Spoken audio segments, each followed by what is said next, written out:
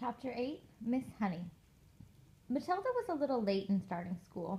Most children begin primary school at 5 or even just before, but Matilda's parents, who weren't very concerned one way or the other about their daughter's education, had forgotten to make the proper arrangements in advance. She was 5 and a half when she entered school for the first time. The village school for younger children was a bleak brick building called Cruncham Hall Primary School. It had about 250 pupils aged from 5 to just under 12 years old. The head teacher, the boss, the supreme commander of the establishment, was a formidable middle-aged lady whose name was Miss Trunchbull. Naturally, Matilda was put in the bottom class, where there were 18 other small boys and girls about the same age as her. Their teacher was called Miss Honey, and she could not have been more than 23 or 24. She had a lovely pale oval Madonna face with blue eyes, and her hair was light brown. Her body was so slim and fragile, one got the feeling that if she fell over, she would smash into 1,000 pieces like a porcelain figure. Miss Jennifer Honey was a mild and quiet person who never raised her voice and was seldom seen to smile, but there is no doubt that she possessed that rare gift for being adored by every small child under her care. She seemed to understand totally the bewilderment and fear that so often overwhelm young children who, for the first time in their lives, are herded into a classroom and told to obey orders. Some curious warmth that was almost tangible shone out of Miss Honey's face when she spoke to a confused and homesick newcomer to the class. Miss Trunchbull, the head mistress, was something else altogether. She was a gigantic holy terror, a feast tyrannical monster who frightened the life out of the pupils and teachers alike. There was an aura of menace about her, even at a distance, and when she came up close you could almost feel the dangerous heat radiating from her as from a red-hot rod of metal. When she marched, Miss Trunchbull never walked. She always marched like a stormtrooper with long strides and arms a-swinging. When she marched along a corridor, you could actually hear her snorting as she went, and if a group of children happened to be in her path, she plowed right on through them like a tank, with small people bouncing off her to left and right. Thank goodness we don't meet any people like her in this world, although they do exist, and all of us are likely to come across at least one of them in our lifetime. If you ever do, you should behave as you would if you met an enraged rhinoceros out in the bush. Climb up the nearest tree and stay there until it has gone away. This woman, in all her eccentricities and in her appearance, is almost impossible to describe, but I shall make some attempt to do a little later on. Let us leave her for a moment and go back to Matilda and her first day in Miss Honey's class. After the usual business of going through all the names of the children, Miss Honey handed out a brand new exercise book to each pupil. "You have all bought your own pencils, I hope," she said. "Yes, Miss Honey," they chanted. "Good. Now, this is the very first day of school for each one of you. It is the beginning of at least 11 long years of schooling that all of you are going to have to go through, and 6 of those years will be spent right here at Cruncham Hall, where, as you know, your head mistress is Miss Trunchbull. Let me, for your own good, tell you something about Miss Trunchbull. She insists upon strict discipline throughout the school, and if you take my advice, you will do your very best to behave yourselves in her presence. Never argue with her. Never answer her back. Always do as she says. If you get on the wrong side of Miss Trunchbull, she can liquidize you like a carrot in a kitchen blender. It's nothing to laugh about, Lavender. Take that grin off your face. All of you will be wise to remember that Miss Trunchbull deals very, very severely with anyone who gets out of line in this school. Have you got the message?" "Yes, Miss Honey," chirruped 18 eager little voices. "I myself," Miss Honey went on, "want to help you to learn as much as possible while you are in this class. That is because I know it will make things easier for you later on. For example, by the end of this week, I shall expect every one of you to know the 2 times table by heart. And in a year's time, I hope you will know all the multiplication tables up to 12. It will help you enormously if you do. Now then, do any of you happen to have learned the 2 times tables already?" Matilda put up her hand. She was the only one. Miss Honey looked carefully at the tiny girl with dark hair and a round, serious face sitting in the second row. "Wonderful," she said.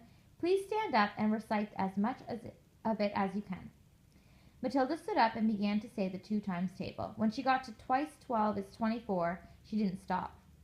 She went right on with twice 13 is 26, twice 14 is 28, twice 15 is 30, twice 16 is... "Stop," Miss Honey said.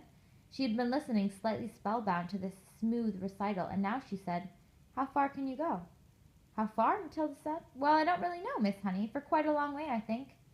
Miss Honey took a few moments to let this curious statement sink in. You mean, she said, that you could tell me what 2 times 28 is? Yes, Miss Honey. What is it? 56, Miss Honey. What about something much harder, like 2 times 487? Could you tell me that? I think so, yes, Matilda said. Are you sure? Why, yes, Miss Honey, I'm fairly sure. What is it then, 2 times 487? 974, Matilda said immediately. She spoke quietly and politely, and without any sign of showing off. Miss Honey gazed at Matilda with absolute amazement, but when next she spoke, she kept her voice level. That is really splendid, she said, but of course multiplying by 2 is a lot easier than some of the bigger numbers. What about the other multiplication tables? Do you know any of those? I think so, Miss Honey, I think I do. Which ones, Matilda? How far have you got? I don't quite know, Matilda said. I don't know what you mean. What I mean is, do you, for instance, know the 3 times tables? Yes, Miss Honey. And the 4 times? Yes, Miss Honey. Well, how many do you know, Matilda? Do you know all the way up to 12 times table? Yes, Miss Honey. What are 12 sevens? 84, Matilda said. Miss Honey paused and leaned back in her chair behind the plain table that stood in the middle of the floor in front of the class. She was considerably shaken by this exchange, but took care not to show it. She had never come across a 5-year-old before, or indeed a 10-year-old who could multiply with such facility. I hope the rest of you are listening to this, she said to the class. Matilda is a very lucky girl. She has wonderful parents who have already taught her to multiply lots of numbers. Was it your mother, Matilda, who taught you? No, Miss Honey, it wasn't. You must have a great father, then. He must be a brilliant teacher. No, Miss Honey, Matilda said quietly. My father did not teach me. You mean you taught yourself? I don't quite know, Matilda said truthfully. It's just that I don't find it very difficult to multiply one number by another. Miss Honey took a deep breath and let it out slowly. She looked again at the small girl with bright eyes standing beside her desk, so sensible and solemn. You say you don't find it difficult to multiply one number by another, Miss Honey said. Could you try to explain that a little bit? Oh dear, Matilda said. I'm not really sure. Miss Honey waited. The class was silent, all listening. For instance, Miss Honey said, if I asked you to multiply 14 by 19, no, that's too difficult. It's 286, Matilda said softly. Miss Honey stared at her. Then she picked up a pencil and quickly worked out the sum on a piece of paper. What did you say it was? She said, looking at. 266, Matilda said. Miss Honey put down her pencil and removed her spectacles and began to polish the lenses with a piece of tissue. The class remained quiet, watching her and waiting for what was coming next. Matilda was still standing up beside her desk. Now tell me, Matilda, Miss Honey said, still polishing. Try to tell me exactly what goes on inside your head when you get a multiplication like that to do. You obviously have to work it out in some way, but you seem to be able to arrive to the answer almost instantly. Take the one you've just done, 14 multiplied by 19. I simply put the 14 down in my head and multiply it by 19, Matilda said. I'm afraid I don't know how else to explain it. I've always said to myself that if a little pocket calculator can do it, why shouldn't I? Why not indeed, Miss Honey said. The human brain is an amazing thing. I think it's a lot better than a lump of metal, Matilda said. That's all a calculator is. How right you are, Miss Honey said. Pocket calculators are not allowed in this school anyway. Miss Honey was feeling quite quivery. There was no doubt in her mind that she had met a truly extraordinary mathematical brain, and words like child genius and prodigy went flitting through her head. She knew that these sorts of wonders do pop up in the world from time to time, but only once or twice in 100 years. After all, Mozart was only 5 when he started composing for the piano, and look what happened to him. It's not fair, Lavender said. How can she do it and we can't? Don't worry, Lavender, you'll soon catch up, Miss Honey said, lying through her teeth. At this point, Miss Honey could not resist the temptation of exploring still further the mind of this astonishing child. She knew that she ought to be paying some attention to the rest of the class, but she was altogether too excited to let the matter rest. Well, she said, pretending to address the whole class, let us leave sums for the moment and see if anyone of you have begun to learn to spell. Hands up, anyone who can spell cat. 3 hands went up. They belonged to Lavender, a small boy called Nigel, and to Matilda. Spell cat, Nigel. Nigel spelled it. Miss Honey now decided to ask a question that normally she would not have dreamed of asking the class on its first day. I wonder, she said, whether any of you 3 know how to spell cat, have learned how to read a whole group of words when they are strung together in a sentence. I have, Nigel said. So have I, Lavender said. Miss Honey went to the blackboard and wrote with her white chalk the sentence, I have already begun to learn how to read long sentences. She had purposely made it difficult, and she knew that there were precious few 5-year-olds around who would be able to manage it. Can you tell me what that says, Nigel? She asked. That's too hard, Nigel said. Lavender? The first word is I, Lavender said. Can any of you read the whole sentence? Miss Honey asked, waiting for the yes that she felt certain was going to come from Matilda. Yes, Matilda said. Go ahead, Miss Honey said. Matilda read the sentence without any hesitation at all. That really is very good indeed, Miss Honey said, making the understatement of her life. How much can you read, Matilda? I think I can read most things, Miss Honey, Matilda said, although I'm afraid I can't always understand the meanings.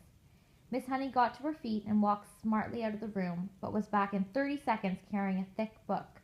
She opened it at random and placed it on Matilda's desk. This is a book of humorous poetry, she said. See if you can read that one aloud.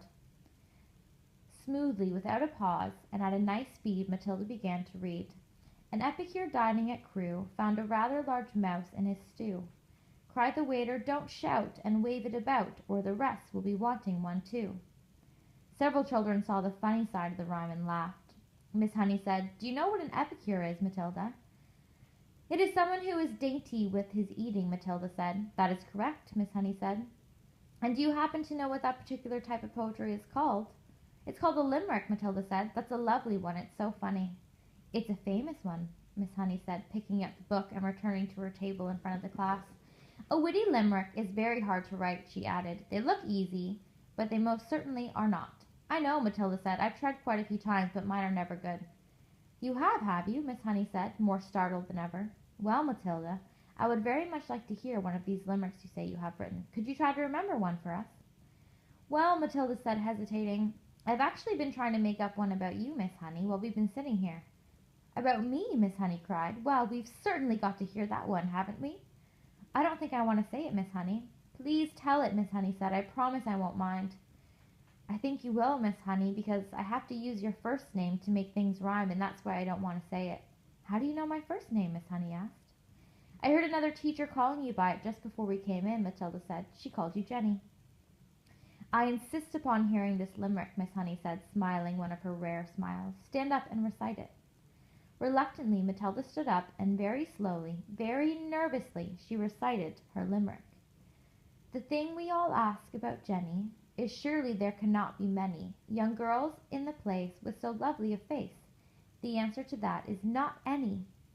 The whole of Miss Honey's pale and pleasant face blushed a brilliant scarlet. Then once again she smiled. It was a much broader one this time, a smile of pure pleasure. Why, thank you, Matilda, she said, still smiling. Although it is not true, it is really a very good limerick. Oh dear, I must try to remember that one. From the third row of desks, Lavender said, It's good, I like it. It's true as well, a small boy called Rupert said. Of course it's true, Nigel said. Already the whole class had begun to warm towards Miss Honey, although as yet she had hardly taken any notice of any of them except Matilda. Who taught you to read, Matilda? Miss Honey asked. I just sort of taught myself, Miss Honey. And have you read any books all by yourself? Any children's books, I mean? I read all the ones that are in the public library in the High Street, Miss Honey. And did you like them? I liked some of them very much indeed, Matilda said, but I thought the others were fairly dull. Tell me one that you liked. I liked The Lion, the Witch, and the Wardrobe, Matilda said. I think Mr. C.S. Lewis is a very good writer. But he has one failing. There are no funny bits in his books. You're right there, Miss Honey said. There aren't many funny bits in Mr. Tolkien either, Matilda said. Do you think that all children's books ought to have funny bits in them? Miss Honey asked. I do, Matilda said. Children are not so serious as grown-ups, and they love to laugh. Miss Honey was astounded by the wisdom of this tiny girl. She said, And what are you going to do now that you've read all the children's books? I am reading other books, Matilda said. I borrow them from the library. Miss Phelps is very kind to me. She helps me to choose them. Miss Honey was leaning far forward over her work table and gazing in wonder at the child. She had completely forgotten now about the rest of the class. What other books? She murmured. I am very fond of Charles Dickens, Matilda said. He makes me laugh a lot, especially Mr. Pickwick. At that moment the bell in the corridor sounded for the end of class.